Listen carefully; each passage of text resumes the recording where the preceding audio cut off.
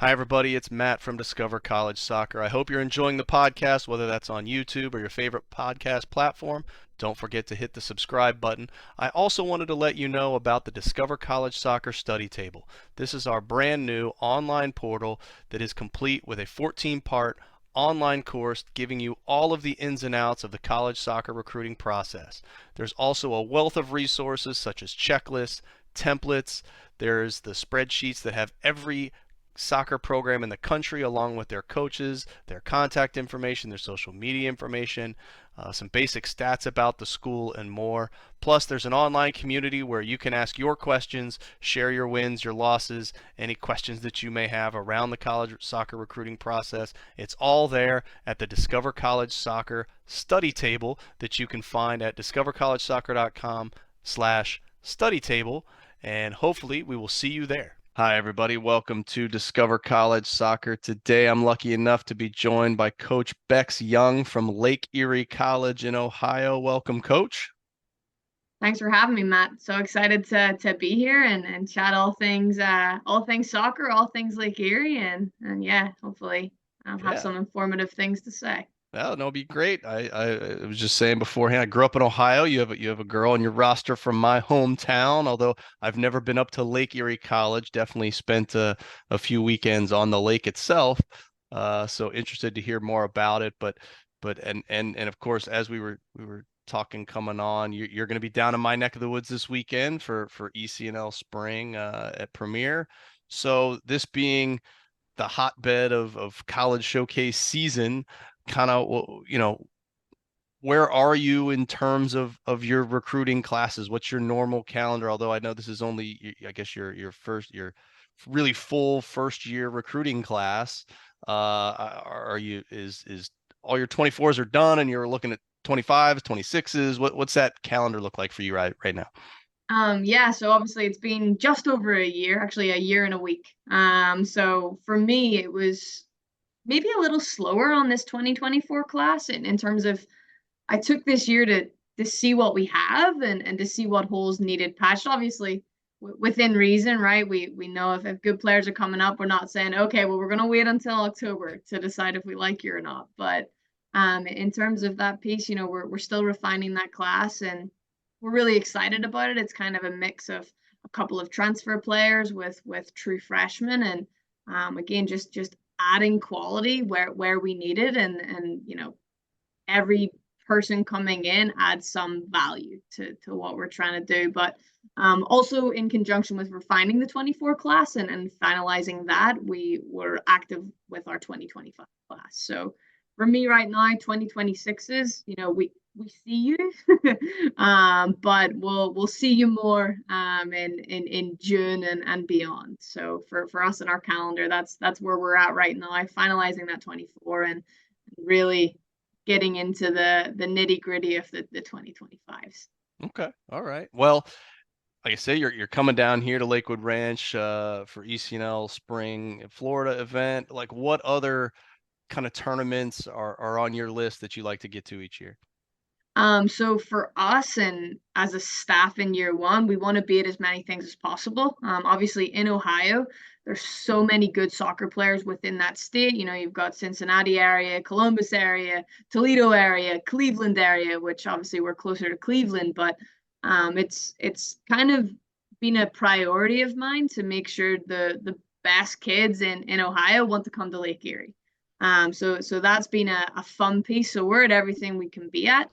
And then it's also important to me to find players from different states that maybe other schools aren't looking at that we're not competing with other schools for that again can elevate us, add value, and have us competing in our conference a little better than before. So it's kind of a mix of that sort of stuff. So your gateway showcases, your blue chips, your ECNL Florida. We were actually there as a staff in January, and I'm lucky enough to go back this weekend. So, we're kind of all over. We were in North Carolina in November as well, and basically trying to get to as many things as possible to get our name out there. One and two to evaluate people that maybe we don't get to see on our doorstep on a regular basis. Sure. Well, in being a new staff to the program, are you guys putting together any ID camps, or are you guys working other ID camps? Are they going to be a part of your normal recruiting process? I love ID camps. I think for me, ID camps, it's almost like a two-way evaluation. So for us, we host ID camps. We're going to be announcing a spring ID camp within the next week. Wish I had the date right now, but I do not. But for me, I find them so rewarding in the sense of I can see what players are like on our home campus and on our field and in our environment. But for the players themselves, when I'm recruiting, am I selling you a dream? Or do you actually enjoy my style of coaching? Do you enjoy the training sessions that we'll put on? Do you think that I'll help you get better at soccer? Because ultimately that's the piece. You don't come in day one as the finished article. It's on me, the coach, to ensure that you reach your full potential and help within that. So I think college ID camps are so important, especially if it's a school you want to go to. Maybe there's other ones that aren't as valuable for us. But certainly the ones on our campus it's so important for again us evaluating players, but vice versa. I think that's an important piece that maybe doesn't get spoken about enough. Players should be evaluating the colleges just as much as we're evaluating them. Yeah, great advice for sure. Well, whether it's at an ID camp or any of these tournaments you're at, what is it that kind of makes up the hierarchy of things you're looking for in a player, whether that's on the field attributes or off the field? So obviously everyone knows well known that the speed of play and the aggression is what takes a huge jump in the college game. So that's something that we'll look for naturally within like the high school or the club ranks or even when we're recruiting internationally as well. Okay, are you naturally someone that isn't scared to go into 50-50 battles? Division two soccer is a lot of 50-50 battles that are you going to come out on top of them? So certainly that's a big piece. Your technical ability is also really important. Do you keep the ball under pressure? When you've got pressure on you, is it just a quick like, oh, let me just kick it over there. I think there's someone over there, or is it a methodical process where you understand the spacing, you understand the maybe the little shift that you need to move to the right or to the left to get beyond the defender that's pressing you and then complete that pass. Um, our players need to be comfortable on the ball. So that's something that, if you're lacking there, maybe there's other redeeming qualities that can have you be successful for us. But certainly the aggression, the technical ability, and obviously it's not negative aggression. It's that positive aggression that whenever you're playing against 21-year-olds that are strong women, can you hang? Yeah, for sure. Well, and um, obviously that's not a Northern Ohio accent that we hear on you. So, and looking at your roster, you got a sprinkling of international students. So, how does international recruiting come into play, and also um, junior college recruiting and the transfer portal? How have they all kind of affected your recruiting right now? So yeah, I'm from Northern Ireland originally. So obviously I've seen the gifts that college soccer can give. And I was fortunate enough to play on a roster that had a really healthy blend of US based players and international players. So for me, I love that for my players. So yes, in terms of bringing cultures, bringing languages, bringing a different way of doing things that, maybe people grew up on the streets playing soccer in whatever country and they get to kind of bring that over here and vice versa on various things that America does so well. And it kind of creates that natural family environment. People always want to go to a team that feels like a family. And I've seen firsthand experience myself and I see with our group that naturally when you're bringing kids across the water, across the Atlantic Ocean or the Pacific Ocean, whichever one, and they don't have their families here, that the domestic players naturally take them under their wing. And then it creates that really natural family blend of like, this is your family away from home, right? You're home away from home. And it's so rewarding for both sides. You're bringing a kid from Germany home for Thanksgiving. Or, for two of our players, they went to Germany for Christmas this year, which my mom would never have allowed me to do that. But, they got to go and experience that with their teammate. And another girl went to London for Christmas. And it's like, this is awesome. Like college soccer, we have to win games, we have to compete well.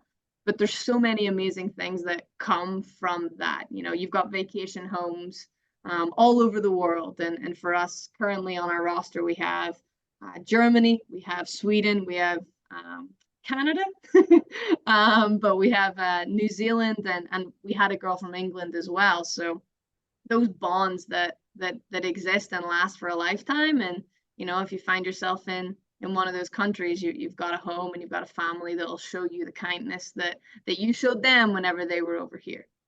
Yeah, that's fantastic. Well, let's talk a little bit more about the school. I'm sure there's folks familiar or not familiar with Lake Erie College. So you've been there a year. Kind of what drew you to Lake Erie? What are the things that you found so far in that first year that kind of helped that school really stand out and that are also maybe some things we wouldn't even know just by visiting the website? I love that question. So being an international, when I was being recruited to play at colleges, and I played at two different ones, and I'd never set on foot of the campus of either one until I got there. And when I started coaching and I started recruiting, I would have players be like, as soon as I stepped on campus, I just had that feeling. I'm like, that's really cool. I never had that. I just showed up and this is where it was. And when I was going through the interview process here, it was just one of those things where the people were amazing. And it was, as I'm going through that process, I'm thinking, dang, I really hope I get this job. These people are awesome. Everyone is very genuine, authentic, and, you know, they seem to really care about kind of all facets of student athlete life, but also the program itself. So for me, that's what really made this kind of a no-brainer. But that kind of reverberates throughout the campus, in terms of professors and athletic support staff, kind of even into like the dining hall with the employees there. They're just really good people, and it was an amazing thing to kind of be here. And that's something that our student athletes experience, daily. Whoever they come across, people are always excited about women's soccer. And, oh, do you guys have a game today? No, we're in our off season. Oh, okay. Well, let me know when your next game is, and things like that. So it's a really nice space where our players are also super involved in things that aren't just soccer. We have RAs on campus. We have the president of the campus activities board. We have various other activities that they're, the psychology club, the Italian club, things like that they get really involved in. And again, it helps build that like community atmosphere that you don't just care about the soccer team, you care about the school itself, and you're really involved in all of those things. For, soccer isn't 24/7. Sometimes it feels like it, but there's so many other things. Yeah, no, that's great. Well, another challenge students have, moving into the college ranks is balancing the demands of being an athlete and a student. Uh, how do your players specifically kind of make sure that they have that balance, and what kind of support systems does the school offer to make sure they're successful in both? So good question. I'm not sure I have like a direct answer to how they balance it. They do. But in terms of support from the campus as well, we have free tutoring on campus, so in-person tutoring for various classes.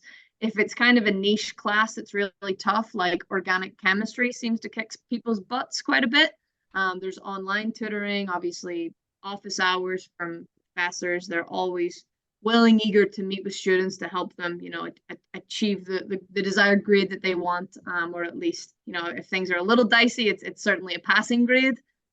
So with that being a small school, those sorts of hands-on approaches and individualized approaches are really common and really rewarding for our players. From a soccer standpoint, we do what are kind of called academic pride sheets. So each week, our players, regardless of grade, kind of come in and they basically have to fill out whatever tests or essays or any assignments that they had that week and kind of put in their grades. So we kind of do that progress monitoring each week.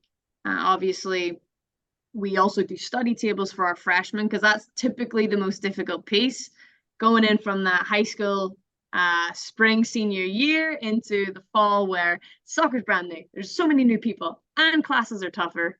We make sure to do a diligent job with them on ensuring they're being successful in the classroom and making all the right choices going to class and we play a pretty hands-on approach with that. And as long as they get a 3.0 in their first semester, they're not that they're left to their own devices. We still progress monitor, but they don't have to come in with those study tables. As if you can handle that first semester where you're in season and you're in classes for the first time in college, you should be able to handle your spring semester. Exactly. Yeah. Should be, right? Should be. Should. There's always outliers. Always, always. Well, let's rewind. Let's take it back to, we'll say October. You're in the heart of that conference season. Can you walk me through what a typical schedule is going to look like for your players?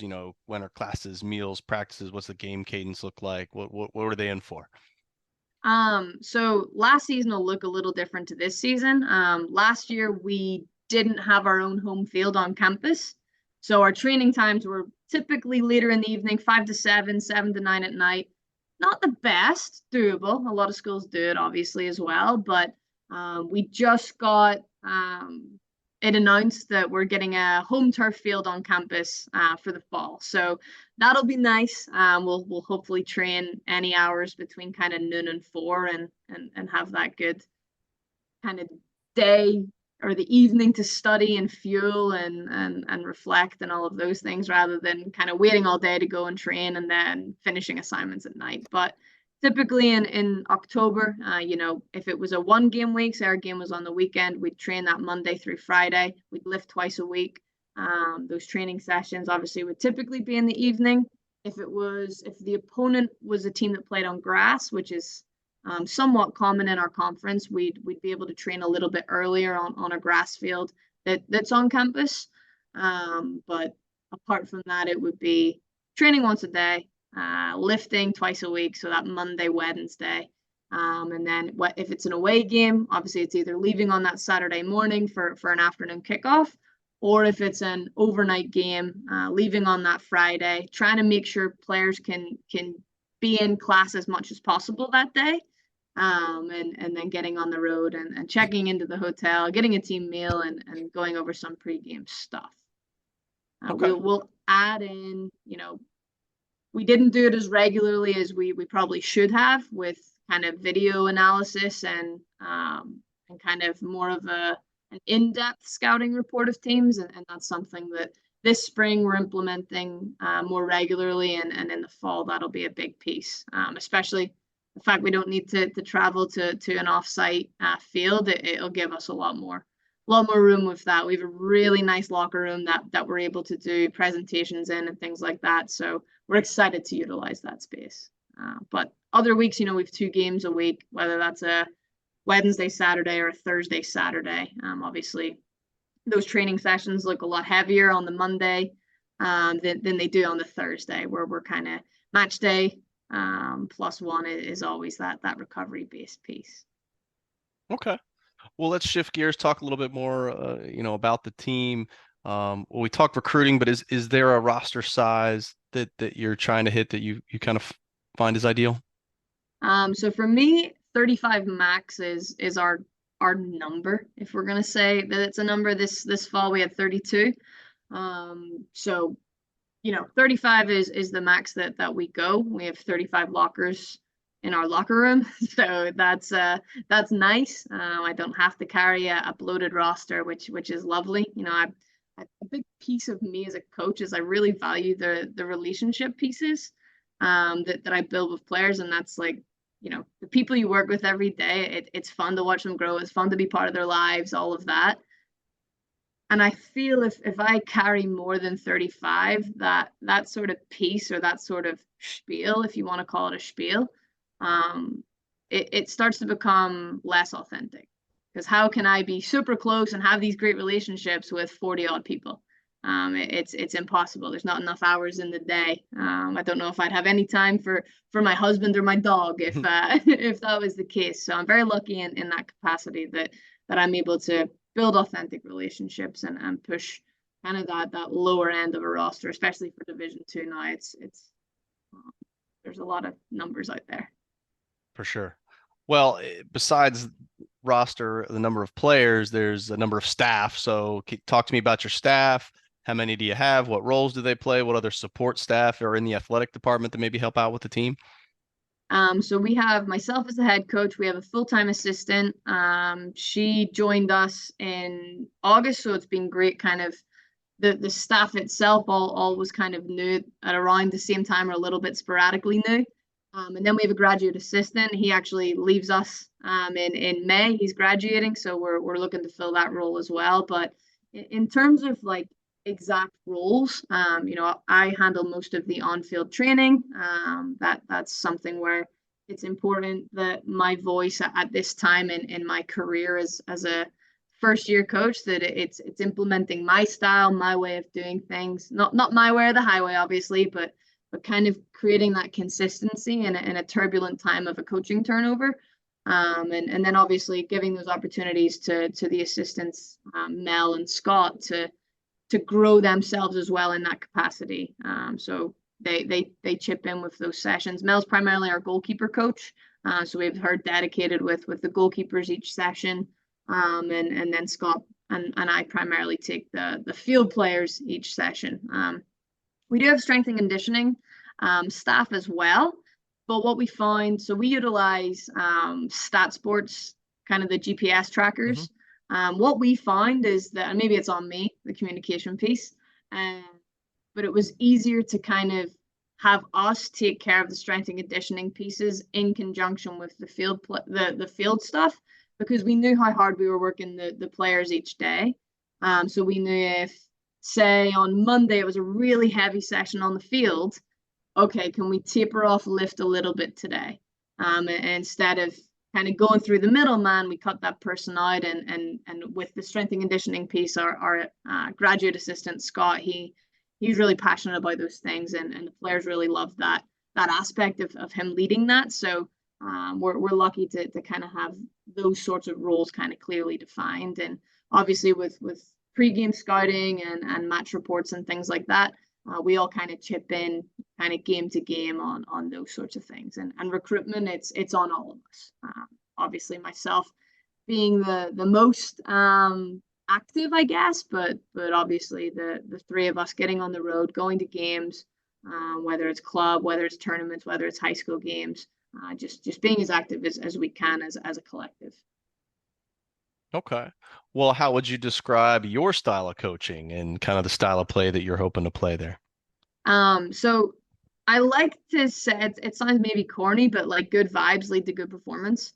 Now I'm certainly guilty of bringing not fun vibes from time to time, but as a general rule of thumb, and kind of my core identity as a human being, I like to enjoy coaching. I like to enjoy the environment. I like to have fun whilst coaching, but obviously we've got to have the intensity there. We've got to have the right mindset there, and those things are paramount for me. So I'm not typically someone that's going to scream and yell from the sideline. I'm going to maybe yell direction every now and again, but I'm not someone that's going to be screaming and berating the players 24/7. But in terms of my actual style of play, Division 2, as I said, it's a lot of winning 50-50 balls. So we have to be nitty and gritty in those moments. But ultimately, it's so that we can get the ball on the ground and move the ball.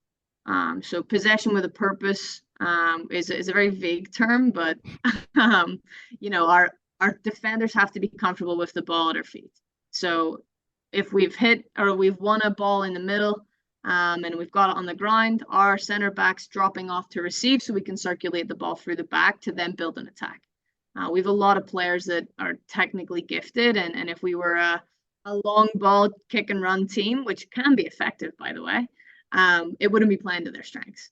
So we want to get the ball on the ground. Obviously, we want dynamic runs from our forwards, from our attacking mids to get beyond. But primarily, we need our center mids to be comfortable receiving the ball under pressure to progress the ball. rather than ball comes in from the defender into the holding mid, straight back to the defender.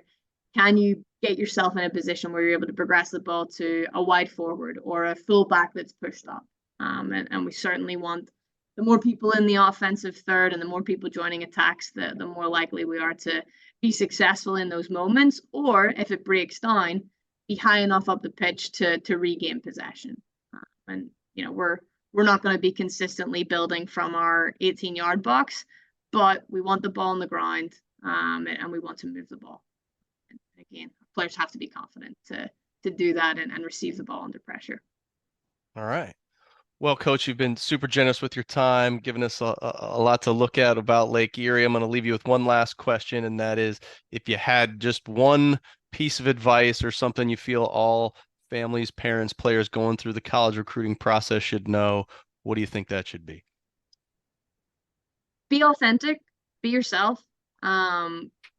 Everyone says about the right fit and how important that is, but it's exactly true.